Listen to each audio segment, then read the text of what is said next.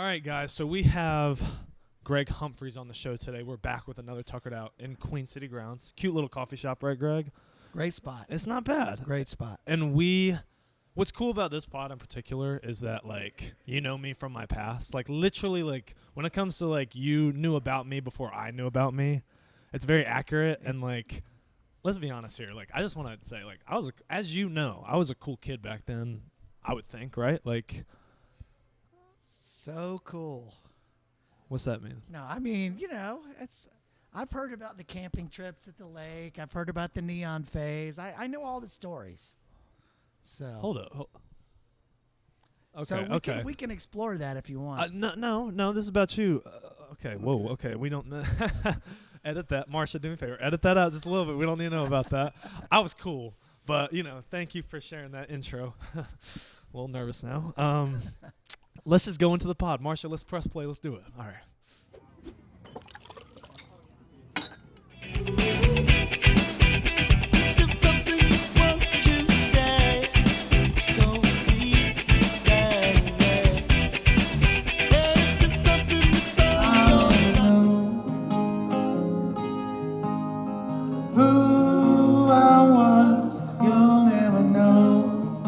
What's up, y'all? We are back with Tukr'D Out. This is, I believe, number 14. And luckily, today's a big one only because, like, we have someone on the show that literally, when it comes to, like, knowing me from my history and what I'm about, he's one of the people that has known me for a long time. So Greg Humphreys is on the show today. What is up? Thanks, Tucker. I have a little intro for you, so I want to make sure I get this right. Okay. So, today we got Greg Humphreys, lead singer of a band that I grew up on that's pretty darn popular in the North Carolinas, Dillon. He also has his own music with Hobex and even has a trio band and also has stuff to do with music in the series Outer Banks. And again, I say this with so truth, he's known me since I was, like, he even knew the thought of me, which is kind of, you knew about the thought of me before I was a thing. Did. Which is kind of like, we're like family. No, we are. Yeah, we're because I grew up going to the shows of your very known band here in the Carolinas, Dillon, which I cannot wait to just, like, talk to a little bit more about because, like, that's my history along with your history. Sure, yeah. But before I get into even just the music stuff, I just want to, like, talk about, like, just you and your person behind the persona of your music. You're from Winston Salem. Born and raised in Winston Salem. That's right. And just, like, I would love to just hear, like, what's the music scene like there, and what did you grasp onto, I guess, when it came to that and the come up to maybe, like, high school? Okay. Like, Winston Salem was pretty happening when I was growing up. It was a boom town with R.G. Reynolds, tobacco, and, some 20th century production. Haynes. Doesn't Winston have, like, the Hosiery. giant cabinet thing? Like, what is that Winston or High Point? So sorry, High Point. Go on. But, my dad was an attorney by day, but he was very passionate about music. Okay. And kind of a folky in his spare time. He had acoustic guitars and a banjo, and he would listen to his favorite music at home and learn his favorite songs on guitar and sing at parties and get-togethers. So I definitely got the bug from being around him. Okay. And Winston-Salem itself, had some great music. I grew up going to church. I went to First Presbyterian Church, and I was in the school choir. Yeah. So I did a lot of singing in church. I was so scared to do that. So scared. It's definitely a big part of my musical education, I'd say. That's nice, Learning man. to sing harmony. And then every year, Winston-Salem had a big street festival called Street Scene, which was sponsored by... Still a thing? No, they faded out, but it was sponsored by RJR. And, the logo at the bottom of the posters was like a pack of Winstons and a pack of Salems. Winston-Salem. And I'm so, not surprised. Being a tobacco town, it brought a lot of money into the town. Yeah. And sometimes they would splurge on these street festivals, so I saw people like Muddy Waters. Nice. And my dad finagled his way into showing Jerry Jeff Walker around town Nice. when he performed, and just lots of memories of seeing my first like live music concerts Nice, at dude. Street Scene. And also my dad used to take us to this bluegrass festival in Wilkes County called Union Grove Old Time Fiddlers Convention. Okay. And so It's a we long would title for a poster. Yeah, I mean, yeah. But we Sounds would great, camp though. out with a few other families. Oh, from this is like a Winston- Corey Hills type thing. Exactly. Oh. Like a music festival. Yeah, okay. And we would camp out and with a few other families from Winston Salem that my parents socialized with. Sick. And okay, we saw people like shoot. Doc Watson and Bill Monroe. And, Dang. I consider my just exposure to some really great music to be pretty lucky. That's good. And then as I became a teenager, I started getting into rock and roll and Yeah. maybe some stuff that my dad wasn't as into. Is that when you met my uncle, or was that college? I didn't meet your dad until I was out of college. You met my dad first or my uncle first? I mean, no, I met your dad through your uncle. Okay. But my uncle Later. was after college. But bro? I might have met Steve along the way, but Here's my pops, by the way. We're gonna Yeah. have photos pop up right here. It's ding. Hey, Dad. Anyway, yeah. so okay, But, so yeah. But so I started getting into rock and roll, and my dad kind of coaxed me along by helping me to get guitar lessons, and Yeah. he hooked me up with this interesting journeyman character who was from California named Mark. Journeyman character. I Yeah. love how you put that. Yeah, his name's Mark Bradshaw, and he had played, as a sideman for the Righteous Brothers. Okay. Who, like opened for the Beatles and the Beach Respect. Boys before. Okay. So this guy really turned me on to a lot of really great rock and roll music that wasn't necessarily in my dad's record collection. Okay. And I was also into the music of the day. Yeah. I went to high school in the 80s, so Not you long know, ago. I love. there was some Not Def old. Leppard in our cover band. All sorts of but REM was obviously a big influence. I love REM. know. That I think was the first when I said so. Dillon Fence Yeah. was my first intro to rock and roll. I'd say between Sex Police and REM was the other aspects of my rock and roll growing up. Yeah. Full on. You saw it in person. I know. Which is great. Wait, was that okay? So Sex Police performed at the Beautiful Cat's Cradle at that event that I'm forgetting. Crud. What's the event? Crud. Be Loud. Yes, Be Loud. Yeah. Was that a Dillon Fence show too? Or you guys are Well, no? we played. Or was it just you and Scott? And someone I else? think Sex Police headlined that benefit concert a different year, and we headlined it one year, and which my it's a dad great- grew up on. Yeah. So I knew. So they were popular to me just because my favorite song when I was 7 was Jump on the Elevator. Yeah, great my song. favorite song. It was Norwood that and Cheek. Sugarcane. Yeah. Which me and my mom still to this day fight over when it's that's my song. No, that's my song. No. I like that song first. But to go a little bit further on and just to give y'all an idea of how much he also knows me, he has obviously Dillon Fence, who is my uncle's band with him. Here's a picture of Mr. Scott. Hello, Scott Carl. How did you meet my uncle? How did that all come together with Dillon Fence? It's interesting. He and I actually have differing memories of exactly how it happened. That sounds so much like a Yeah. Scott quote. But since since we're talking about it, I'll kind of maybe lay out his version because Yeah. it's probably more accurate Okay. than mine, honestly. But our drummer at the time who played on our original EP, with Dillon Fence. yeah, Oh, basically when we started out, I met Kent Alf and the other guitar player through a fraternity we were both in, and we Okay. were both really into music and started talking about starting a band. Yes. And I pulled Chris Good in, who was going to Wake Forest at the time down the road, but he and I had been in a high school band together. Those ACD covers he does. Yeah, they rip. Anyway.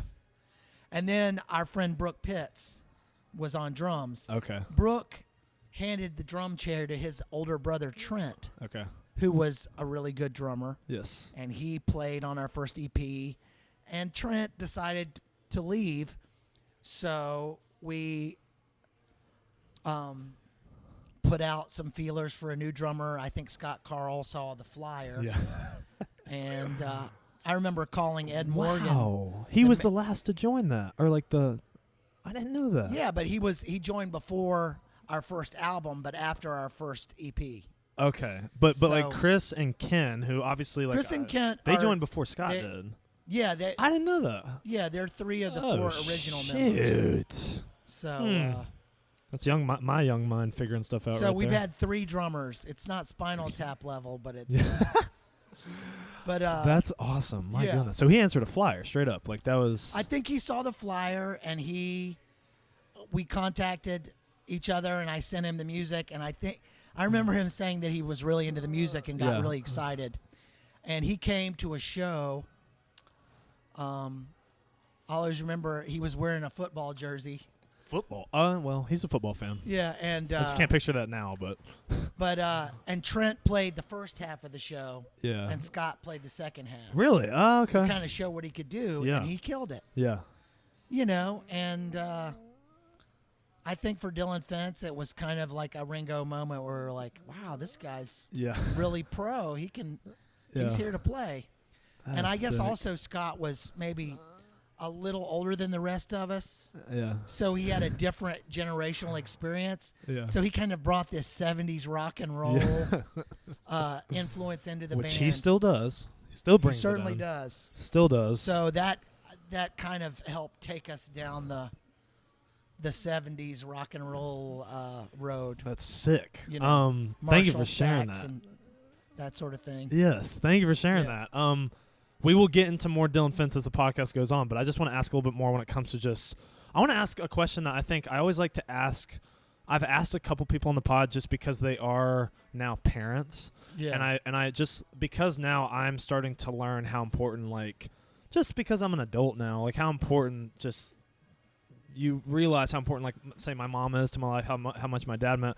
What is so important now about you being a father now? Because you have 2 beautiful kids.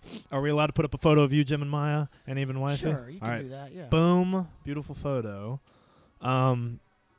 Tell me about, like, one of the biggest lessons that you've learned from just simply being a father and how you've incorporated that even with, like, your music, if you have an answer with that. Well, it certainly has changed my life and my outlook. Yeah. They were born in New York or North Carolina? They were born in New York City. My Okay. son was born in Brooklyn at a hospital Wow. called Woodhull Nice. in the middle of winter. And that was Good timing. I remember carrying him out into the street in the snow and just feeling like my whole life had changed. And, Nice. Okay. and it was, a pretty tough birth, and my wife went through a lot on that, and it was Yeah. pretty scary, but it turned out okay. And, Yeah. And my daughter Maya was born at home at our apartment in the East Village. At home. Yeah, we did a home birth with a doula and a You might be the first person that I've actually been told they actually had a home birth. Wow. yeah. I don't think I've ever had someone tell me that. Interesting. Yeah, it's fascinating. And how is And that it's like? very natural. Yeah. Okay. Okay. Yeah. I would Well, think that. Yeah. you work with your team, and they show you what to do, and They and showed you what to do. Was there they anybody kind of there? help prepare you for the process. And Wait, was anybody there, or was it just you? well, it's called a midwife, and it's actually Okay, so someone was there. yeah, Yes. like it's a midwife, and our midwife had a partner so that if one of them wasn't available, the other one Yes. would come. Wow. So it's actually it's an ancient profession. Yeah. That's yeah. Yeah. And that was when Maya was born. That was when Maya was born. Sweet. And like So they're both New York City kids, and yes. very different upbringing than mine. So it's Which I was just there, by the way. You know where I just went? I went to a concert at Bowery Ballroom. great venue. Like, and okay, can I just share? And this is just me not knowing about that city at all. That has to be one of the because again, I've as you know, I grew up in Raleigh. I am now living in Charlotte, and both of those cities, don't compare to something like Manhattan where it's almost like everything is, and even Brooklyn, and even like just the things that New York are just with. Like it's just very compacted in a way, and just so much energy and people and vibes, and I was just so not used to how much that is with that the city. The population density there is pretty intense. God. Yeah, it's a different way of living. Yeah, it definitely is. But it's something that I'm very proud that I got to experience, and I hope to just keep experiencing. Sure. Because it is stunning. Like when it comes to just like what you're when you stand next to things like the Empire State Building or just any of those buildings, you're just like. It's something I've never experienced. It's a big pile of bricks. It is a lot. But I also wanted to ask about something else when it comes to just your kids. Has that impacted just how you write? Because I got to see you last night, and here's we're going to take a quick pause. Here's a footage of you performing, which I got video of. Days after life, as we leave them behind. But you even have written about just like concepts with your kids, and even one that I thought was really like I've never even thought of. And remind me of the song title where you talked about you leaving the earth.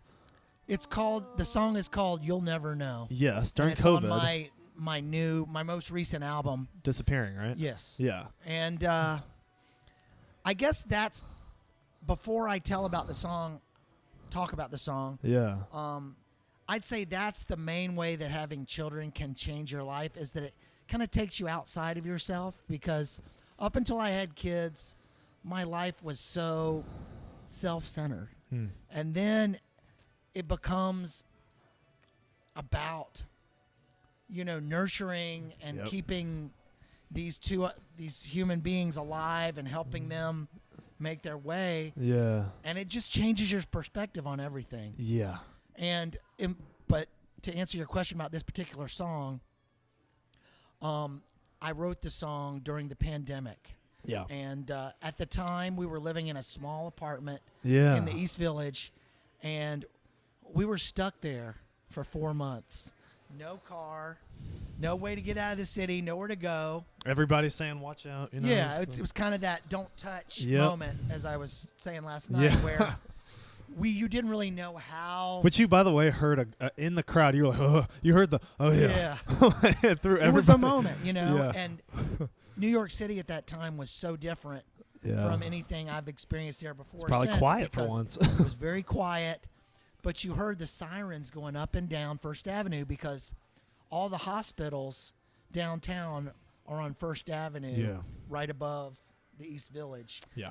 And at the time, people were dropping left and right. Yeah. And so my mind went to, what's going to happen if I catch this and die and my kids grow up not knowing me or knowing anything about me? And I had the idea to write a song from the perspective of someone who's gone talking to their children. Oh, that's so deep. Yeah, and it's honestly, I was telling somebody approached me about the song after the show and said that it made them cry. Yeah. And I said, I had a hard time singing it without crying for a long time. Yeah. It took me a long time to kind of get on top of the song where I could deliver it without falling apart. Yeah. It's because definitely a concept. It's straight out of my heart, man. Yeah. Marsha, if you heard this song, you'd cry. Trust me. I was close. I had to realize when I realized what it actually was about. I was like, "Dang!" Yeah. But thank you for sharing that. We're gonna go into this game next, which I'm excited about. So we'll be right back with this game. Thank you to Sonorous Wave for powering this podcast. Sonorous Wave is an amazing music collective based here in Charlotte. Their slogan is artistry versus the algorithm, and they are so good at putting all events into a music setting, and they kill it. They are amazing with every event they are in association with, so check them out. All right, so this next game I like to do, 3,000 questions. The reason I do it, I don't know if you've been on I bring this on car rides, like hour-long car rides with friends. That's a good. It's smart. I think, it's literally my kids would like it. Yes, and it's like $20 at Target, or even less. Okay, maybe like $15 at Target. But I got it, and I was like, that'd be fun to incorporate with Tukr'D Out. So here we are, doing 3,000 questions. I'm gonna ask a question. You're gonna ask a question. I'll ask another one. Okay. We don't have to spend too long on the answer. We'll just answer it kind of maybe in like 20 seconds of just like your thoughts on that question. Okay. And move on. I'll answer as well, and it can be random. So, all right. I'm gonna change this question even if it's aiming. Do you do anything with like horoscopes? My wife Rubina is really into it. Really? Into astrology. I've always been kind of a skeptic, Okay. to be honest. That's okay. But you know, just having lived with her and experienced it through her eyes, and I find it entertaining and fun. Yeah. It's a good way to get to know people, and it's interesting. you gain insights into people. Yeah. And it's a good way of conversing with somebody, because even if you don't believe it in its literal truth, Yeah. it's a way of understanding how someone else is or how they think. Which I do think provides a little bit of truth in a way, because even Yeah. so I'm a Libra, and like Yeah. I didn't realize, and one of their biggest things, their icon is the scale. Right. So Marsha, what are you, by the way? Do you know? What are you sign wise, Astro? You're an Aquarius. Makes sense. Anyway, being a Libra, their scale's their icon is the scale. Right. And one thing I've realized in my life is that has been like a back of the head, but also literal umbrella goal is to find balance in my life. I didn't know that. You kind of are like, crud. Like that's true. Like I do end up in like mental capacity playing the devil's advocate in so many situations, which is a healthy thing sometimes, but also just like a very overwhelming thing. Yeah. And it's like something where it's like, dang, like that is like my life. I'm a Pisces, and oh shoot, what's a Pisces thing? Water sign. Yeah. I love the water. And Yeah. I'm artistic and creative, and sometimes shy or introverted. There are a lot of ways that I can't deny that there are some There's some truth there. Yeah. So Here, I'll let you read one. Let's see what you got. right. You dig in. You see, find one that hold on. all good. By the way, you look good with those. Are very well. Oh, thanks. It's like you look like Elton John's like brother on a chiller version. But anyway. Yeah, I had a couple of people. We look like family right now. I had a couple of people yell at me. What's the guy from Wayne's World, the Dana Carvey character? Yeah. Yeah, couple people yelled him at me. So I can't remember Garth. Like Garth. Yeah. All right. What we got? Remember to read into the bike too. too. Have you ever slapped someone? What was the question? Say it in the mic. What was it? Have you ever slapped someone? Marsha, have you ever slapped somebody? Not really. Aw, I feel like you would. Not in a bad way. Just like you would want to correct someone. Have you? I mean, I don't think I have. Yeah, that's good. That's okay. I'm trying to think if I've really like. I'm trying to think if like I've had a moment where my childhood self maybe like slapped like a sibling. Little schoolyard. But I don't think I tussle. I or anything? pushed. Yeah. I've like get off me.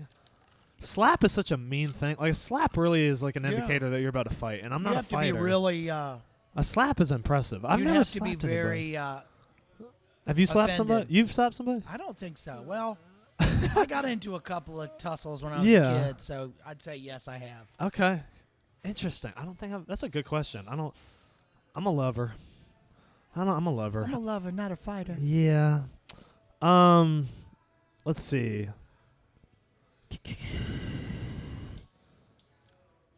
Oh man. Oh, this is a great, interesting question. This is maybe this is a question that you could even just I don't even know if maybe I don't know. I thought of this. If you could breed two species together to create a new animal, what would it be? Wow. See, Gia is my sister, Gia, she's huge. She's huge in animals. She wants to have like 18 animals. Okay. Mom Carl hates that idea. But she's given me some like, what if that was an animal type scenarios? And I'm like, okay. I think that might work. All right. I think I'm going to go with the condor and a horse. That's a dog? To go for a real life Pegasus. Okay. Okay. Ride that. Wait, what's a condor? Am I dumb? What is it? It's just one of the larger birds. A Condor. You know, I'm just thinking like big wingspan. A real life Pegasus. Yeah. I was thinking more on the lines of like a a phoenix sounds so good, but that's kind of already a thing. I remember one thing that was brought up in a what's it called? A Sweet Life of Zach and Cody episode, which is I know, so back then. Yeah, that's after my time, but yeah, I know it. Yeah. Well, is an alligunky, which is like an alligator and monkey like smashed in, which is like, what would that look like? I don't know if I would want that in the world.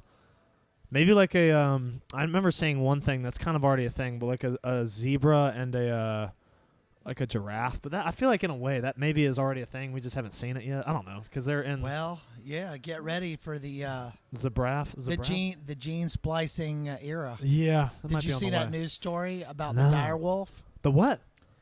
The what wolf? They basically took the DNA. It came. This story hit in the last couple of days where they took DNA from an extinct type of wolf called a dire wolf from like 13,000 years ago. Okay. And they spliced it into the genome of like a modern wolf because they're already like 99.9% the same. But so now they have these twin wolves that are genetically real dire wolves, which are, you know, larger. Oh, good Lord.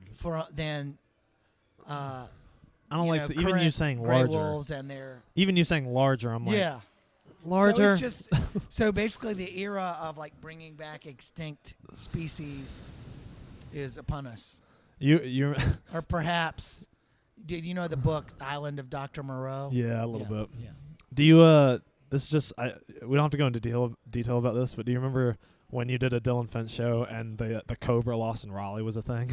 The what? The Cobra lost in Raleigh was a thing. Do you remember that? Yeah, and you mentioned it on stage. Oh, right. Marsha, when I say so by the way, I knew the person. Like, no, I'm not going to shout him out or anything, but like, there's a person that owned Cobras, sadly, illegally in Raleigh. He was a friend that I grew up with. And he lost one of the Cobras in... Yeah. If y'all would have just seen Marsha's face right when she said Cobra lost in the city that I live in, she went, and yeah. And I think Raleigh, in a way, like went on shutdown. Well, it was a sensational story, and it was good fodder for some stage banter. Yeah. It was around that time. All right, so I love talking about music with you just because I literally, you were my first, literally your band was my first musical experience, literally growing up, which is crazy to think about. Yeah. So I just want to point you back to some memories that I remember that I would love to give more, I would love for you to hear more context. I hope I can remember them as well because I'm excited. That's not a given with the way I was living. Well, I think one show that I want to talk about, just because it was one of the coolest shows I've been a part of, was the one where you guys opened for Hootie. Oh yeah. If just because. And here's a photo. We have to have photos from this thing. It was at a tennis stadium in Charleston, in front of 10,000 people. And Hootie headline. Hootie and the Blowfish. If you guys don't know, all I want to be with you. If you don't know who that is, anyway, you guys are good friends with those guys. Yeah. And they even have songs that are technically named after y'all. After Dillon, shout outs. Yeah. Really highly. And at one point, even they were opening for you guys, and then we're basically of the same vintage. Yes. They started around the same time as we did. They went to University of South Carolina. Yes. We went to University of North Carolina, and we used to Which is, by the way, I don't know if you guys Chapel Hill. Yeah, but I just wanted to ask, I think that show is so big for me, just because it got me to kind of really see, obviously Hootie's impact, but Dillon, it made sense that Dillon Fence would be opening for Hootie, and that people, I was there. I saw so many people just rocking out to them, and I see that on the regular because I go to shows at Lincoln Theater or Motor Co, where just you guys you draw on a crowd. But I'd love you to just give insight on how interesting of a show that was and how big it was, because I feel in a way I wasn't used to that as a child, as a high schooler, seeing my own uncle. But yeah, I just want to, if you have a story behind that show, or even just how you got the call to do that show. Well, some of the biggest shows I've ever played in my life have been in support of Hootie and the Blowfish. They've been very good to our band over the years, putting us in front of their crowd. Yeah. And y'all's crowd. After they had their mega hits.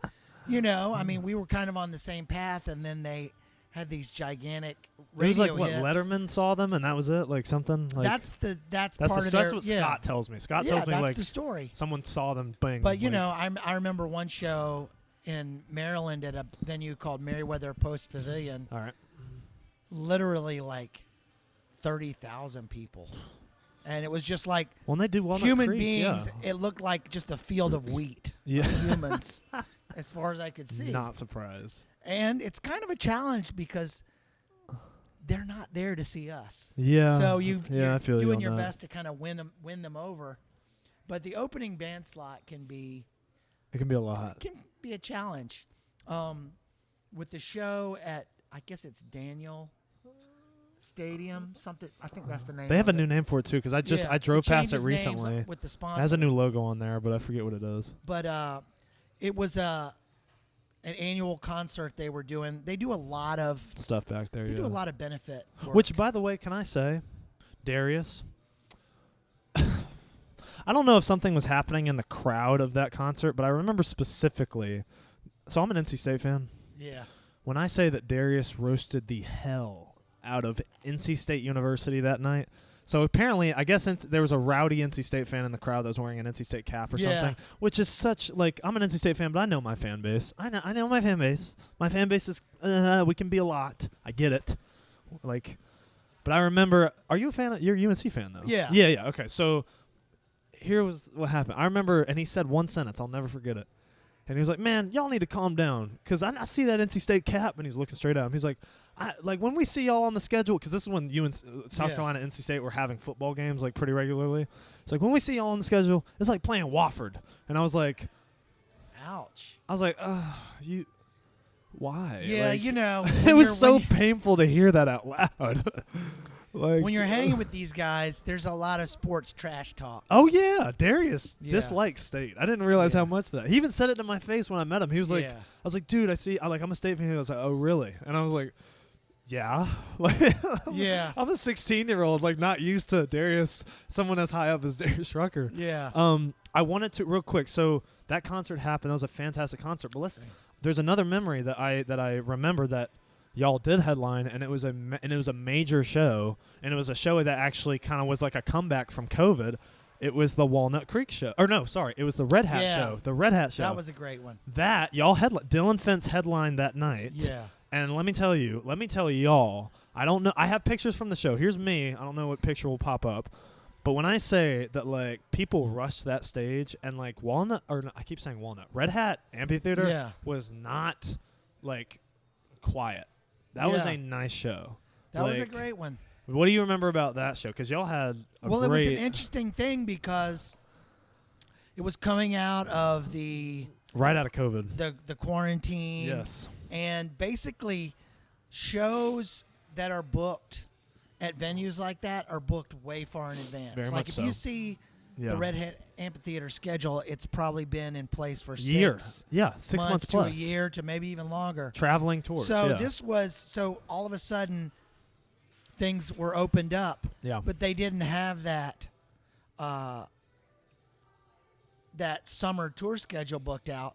So they were turning to some local draws to kind of fill up the schedule. So it was a chance for Dillon Fence to play a nice big space show. It was beautiful. And, gosh, all of my friends were there. Yeah, and I guess it was also an opportunity for a lot of people who have been cooped up. I know. To get out and enjoy a live music concert. Gosh. So that was so good. That was a big release for everybody, I'd say. It was so Although good. I will say that we had to cut it short. I know, because stupid of the thunderstorms. Big storm. What the? I was so angry about that, but I'm happy that again, like, y'all have the giant song "Something for You," which is obviously such a big crowd. Like people lose their shit over that song when they hear it live. Which is again, I was born on I'm not gonna. This is gonna be part of the game earlier, but I'm just gonna give you some songs that I really love. I was born on like "I Will Break" was kind of like a big one for me when I was young. Yeah. Black Eyed Susan and Mockingbird was big. Hey Mockingbird, and just all of those ones that were a part of the compilation that y'all put out at one point. But I remember, just to give you a little story about just that show and what I remember. So Mom Carl, my mother, who I've mentioned before, she's amazing. The brother of Scott Carl. I remember she looked me in the eye, and she had brought so many friends to that show, right? Like, cause obviously, like, if Dillon Fence is in Raleigh, like, my mom is going to be there. Big time. She's been incredible to us. She's such a sweetheart. She's been in a music video for Dillon Fence, like just these things. But one thing that I love was she looked at me at one point, and she had a bunch of her girlfriends there, and she was like, "I might rush the stage. I think I'm going to rush the stage. I see security, but I think I'm going to rush the stage. I'm going to go rush the stage." And before she could get out that last sentence, I saw her with about 4 of her girlfriends right when y'all entered, and I remember y'all always enter for a while, which is such a great song to start with, just with that stick thing that Scott does. And I remember immediately when I said I don't see Mom run much. Like, she's not a runner.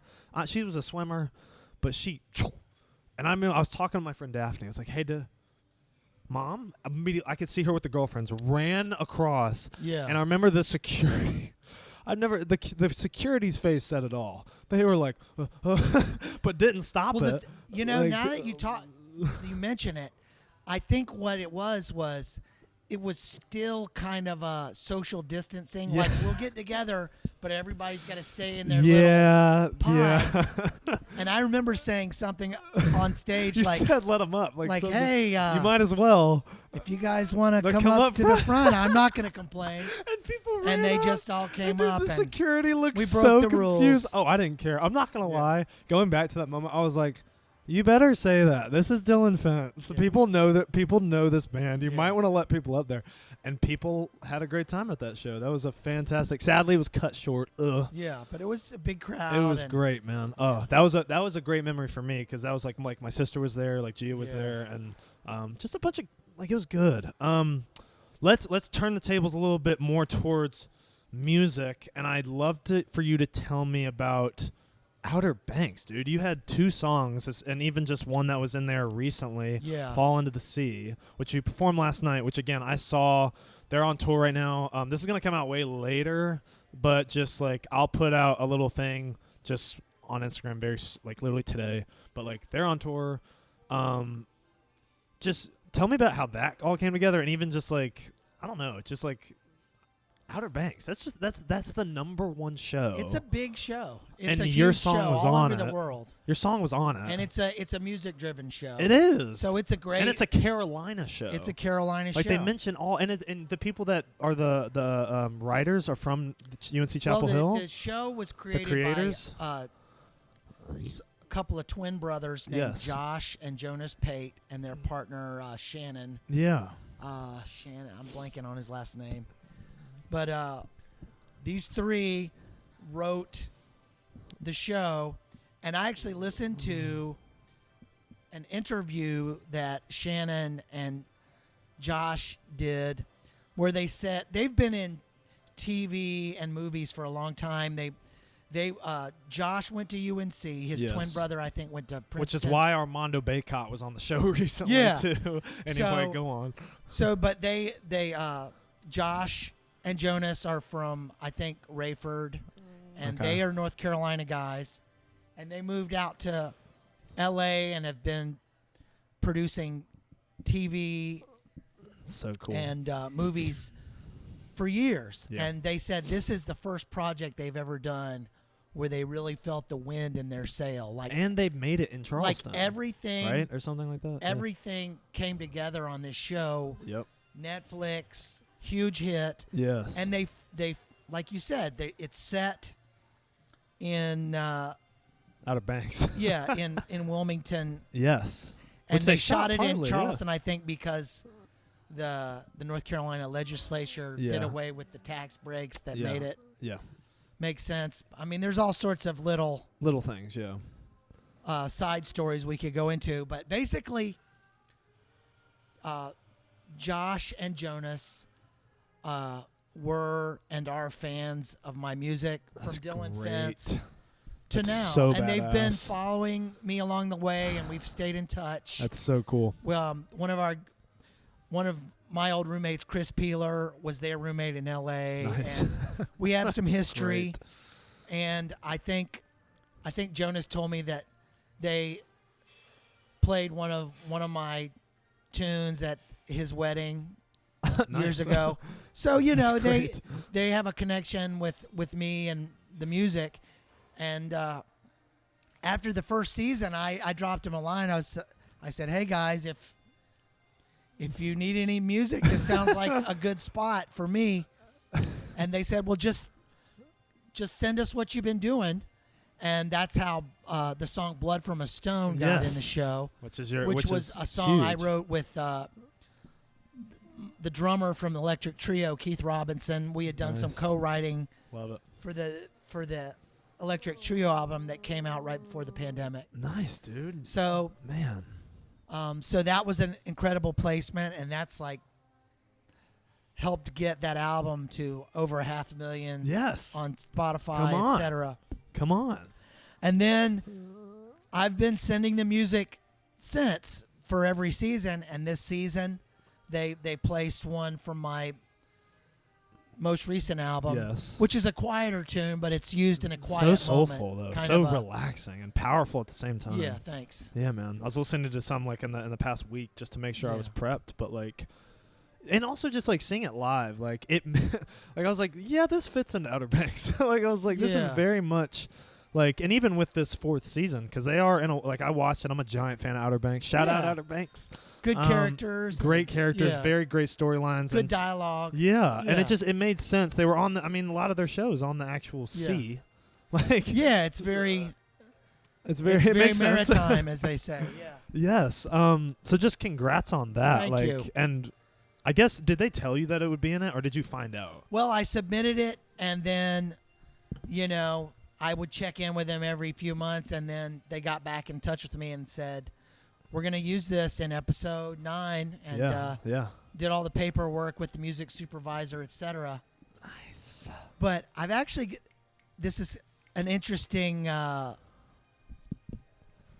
chapter to that story, is that they're now producing a new show about a young band who quit school to pursue music, and Josh or Jonas has said in interviews that it's in part based on going to see Dillon Fence. Are you kidding me? No. For real? And wondering what it would be like to... Oh, please, Lord, have songs in there. Please, Lord, from Dillon Fence. I've please, been writing songs for the show.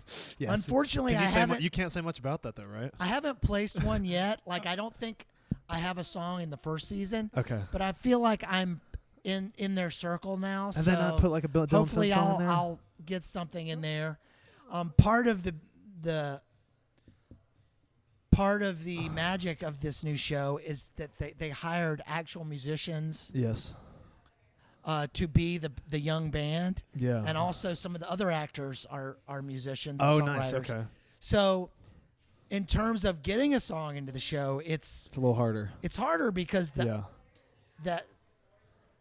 players in the show are actually writing a lot of the music. Yes, gotcha. So, but I have done some writing with them, and it's an interesting process. That's so but cool. I think it's going to be on Amazon Prime. It's called The Runarounds. Nice, man. So look for that. It's going to I think it's going to be a big hit. Nice. Hopefully there's a poster for it. Ding. And it's going to be, Dillon Fence never, had that big commercial breakthrough, but it's pretty cool that in 2025 there's going to be a hit show that's kind of based on our band. Yeah. That's cool. That's beautiful. I hope, man, gosh, that's cool.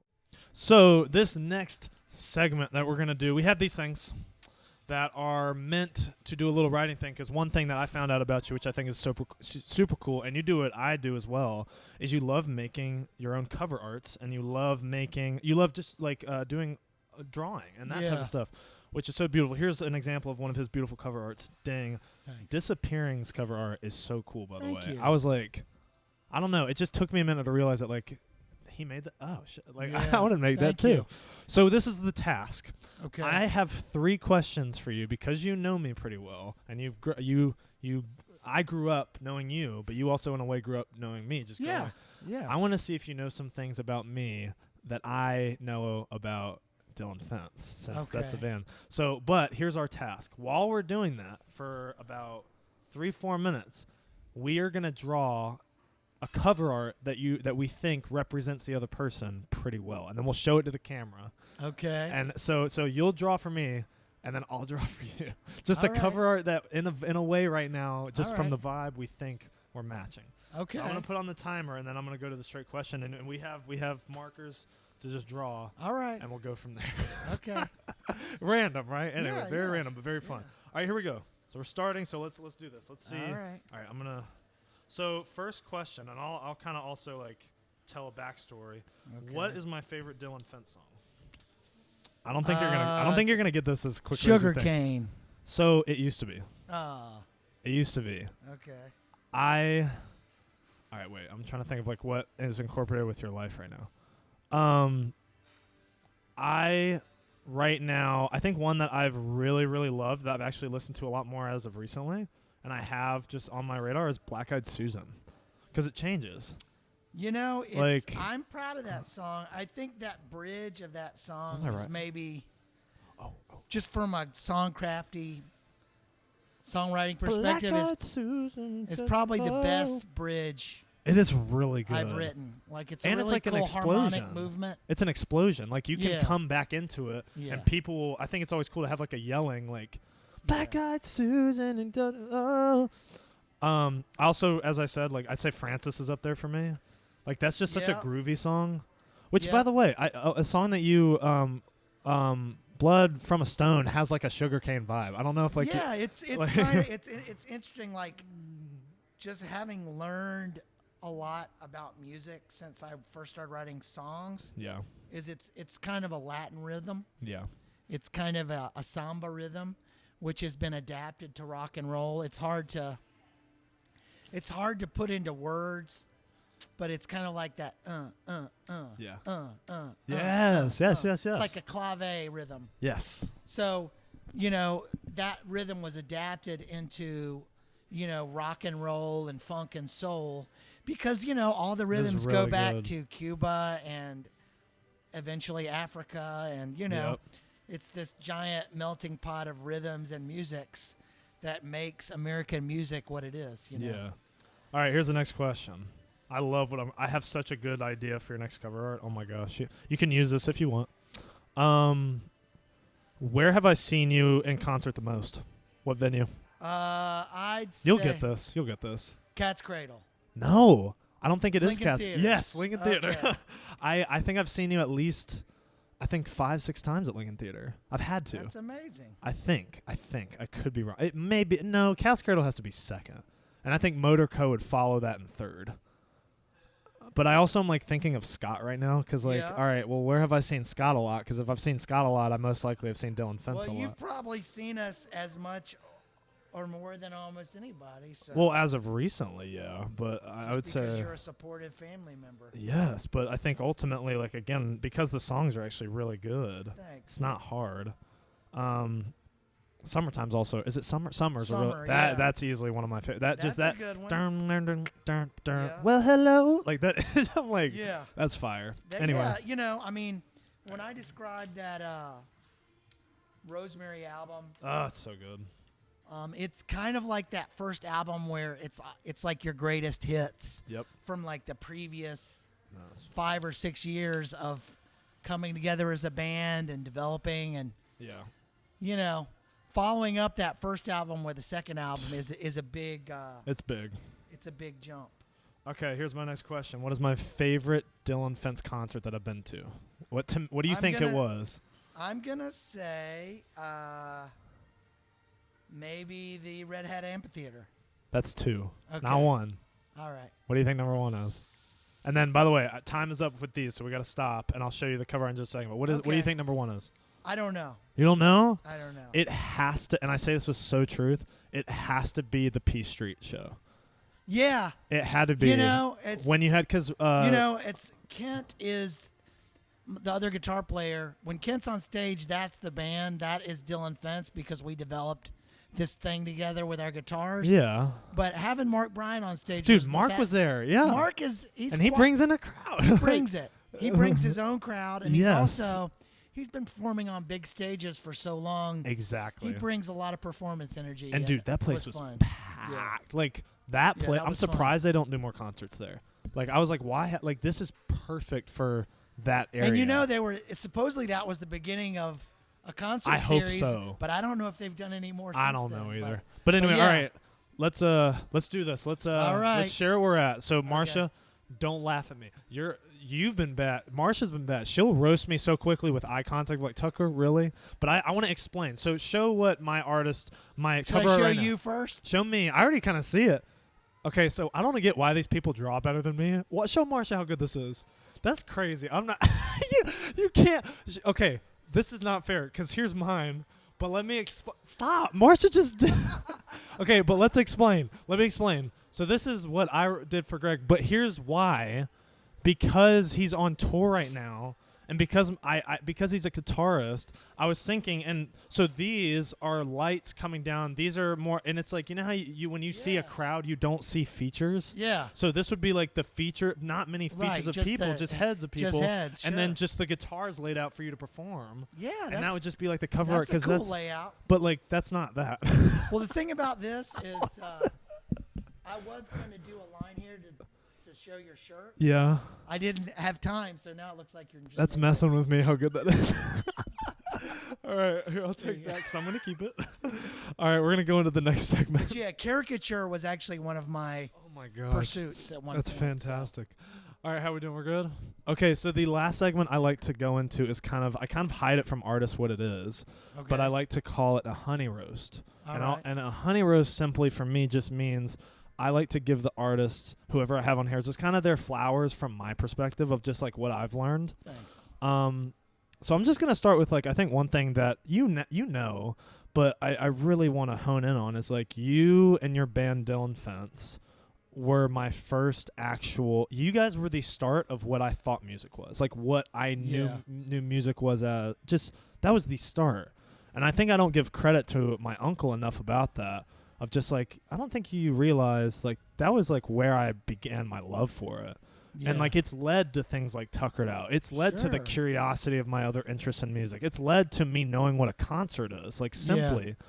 Yeah. And I think that is one of the most powerful things you can give someone is knowing that you kind of were the seed to that for someone.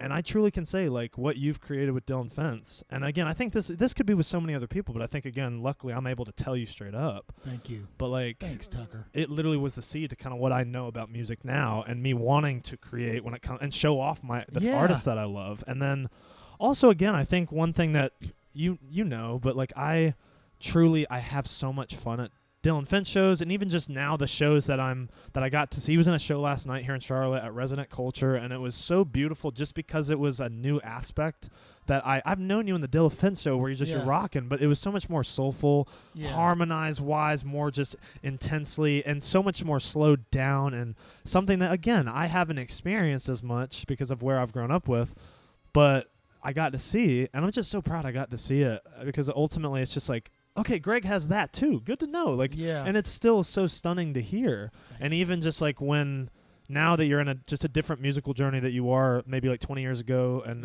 it's something that's like, it's good that he's putting that out and people are loving it because I'm not surprised people are loving it. Thanks. So I think ultimately that's just been beautiful. And just, again, I think I want to thank you for allowing me to interview you because you're on tour right now. And tours are taxing. And you've stopped by to just allow me to talk to you. So I think I appreciate you having me on the show, man, dude, and giving me the time and attention. Thank you. Yes, you very much deserve it. And obviously, you are touring right now, and I think this pod will come out, I think, after you're done with touring. But just tell me what is coming up like for 2025 for Greg Humphreys. Like, what should people maybe know about that's coming? Like, well, I haven't really started working on a new record, but I have started collecting songs. Okay, nice. I've got some songs that are kind of stacking up. Okay. One thing about making records for me is that getting a record out for me clears the deck for thinking about something new. And it's sometimes I need to get that batch of songs out there to even entertain the next chapter. That being said, we're also in an era where like even making an album, like the concept of an album is no longer really. I know it's no singles longer really now. the primary. It's singles Mode of and features, music stuff discovery. Like that. It's, it's interesting. It's reels, it's clips, it's Yeah. songs. Yeah. So songs are still important, but It's our mental albums, I headspace. still think in Yeah. terms of albums, though. Yeah. Well, because But- that's the era you grew Yeah. up in a way, Yeah, and that's it is. The mindsets of humans are getting a little smaller. The attention spans are getting smaller. So And I it think also that's why that's it brings me happening, to so- something interesting I thought about when you were giving me my flowers, Yes. as you say. Yes. It's interesting to think about an era of music that basically coincides roughly with my adolescence, where a lot of our pop culture was being created by these little groups of people from Memphis, Chicago, New Orleans. This idea that, wow, we can come together and we can write a song and it will take us somewhere. Yeah. And so it brought an interesting dimension of creativity from people, because it's not just songwriters in a studio in LA or New York. It's this garage band mentality where, you know, people came together and tried to make something happen. Yeah, man. And I guess the internet, It's interesting. it's the great disruptor, and It's a it's great kind barrier. of changed that. It's a lot. Yes. But it's made that possible for a lot of other people. a lot of other people. Like you don't even need anybody else. You can do it yourself. I agree. You know, so Well, dude, yeah. thank you so much. My pleasure. Just thank you. Cheers to you, more buddy. love for your music, but also just love and going both of our ways. And guys, thank you so much for listening, watching, all the above. Please check out Mr. Greg Humphreys when you have a chance, and we will see you next time. Much love. Stay grounded.